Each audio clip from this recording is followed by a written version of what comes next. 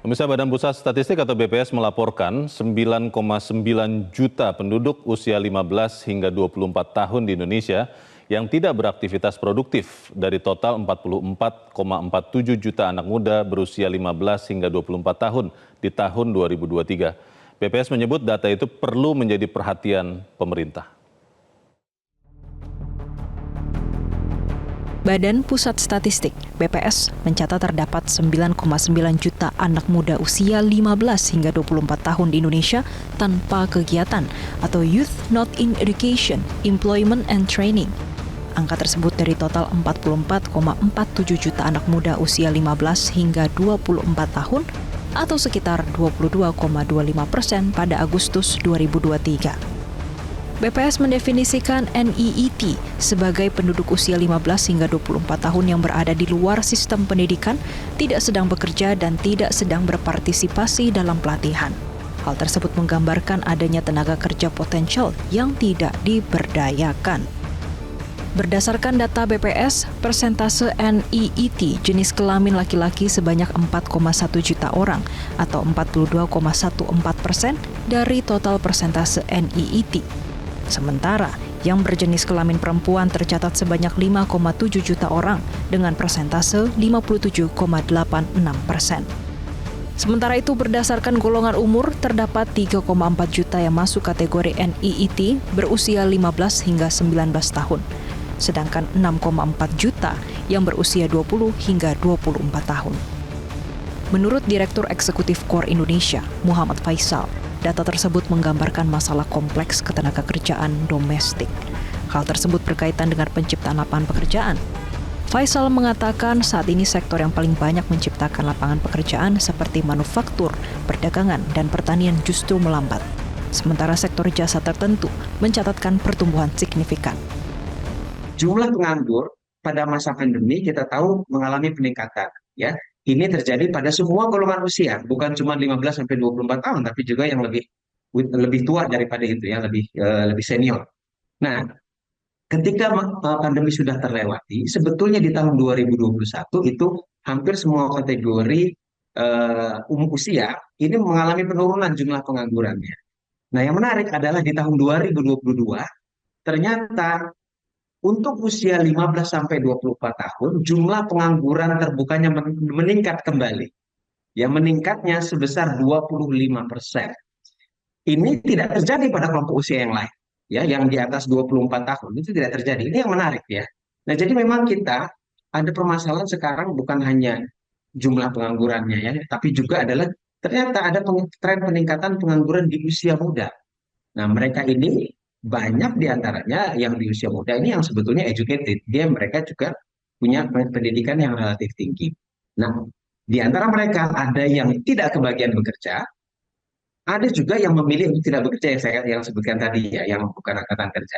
Nah, tapi yang mencari kerja ini juga ada permasalahan-permasalahan yang kaitan dengan penciptaan lapangan pekerjaan. Nah, ini kita bisa cross check, ya, dengan pertumbuhan ekonomi berdasarkan sektor.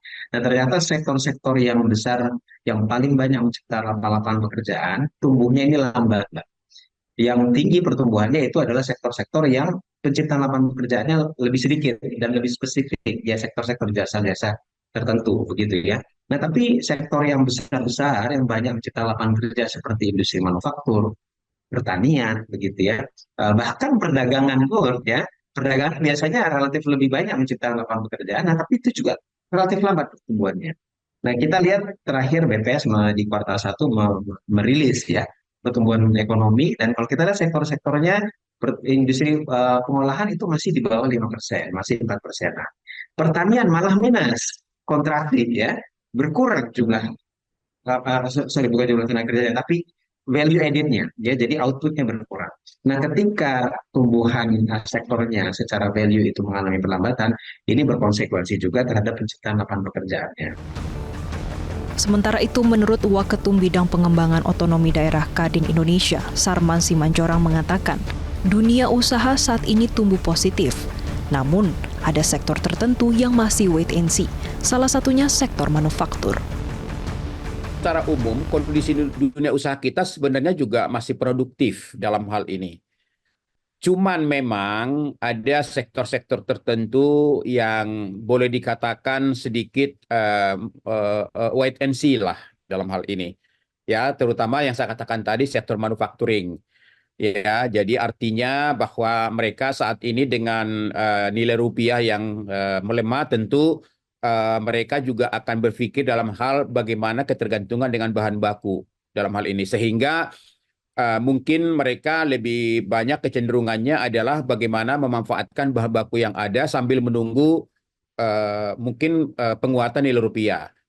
Itu satu. Yang kedua, mungkin katakanlah contoh misalnya produk-produk tertentu kemungkinan itu size-nya sedikit dikurangi walaupun harganya mungkin masih tetap di harga yang sama. Karena kalau harganya dinaikkan tentu juga akan mempengaruhi daya beli masyarakat kita. Nah, tentu dari sisi tenaga kerja otomatis memang ya pasti akan menyesuaikan dalam hal ini. Menyesuaikan dalam arti kata menunggu momen yang pas ya di mana nilai rupiah kita semakin menguat, kemudian juga konsumsi rumah tangga kita semakin menguat, tentu nantinya juga akan berdampak terhadap penyerapan tenaga kerja dalam hal ini.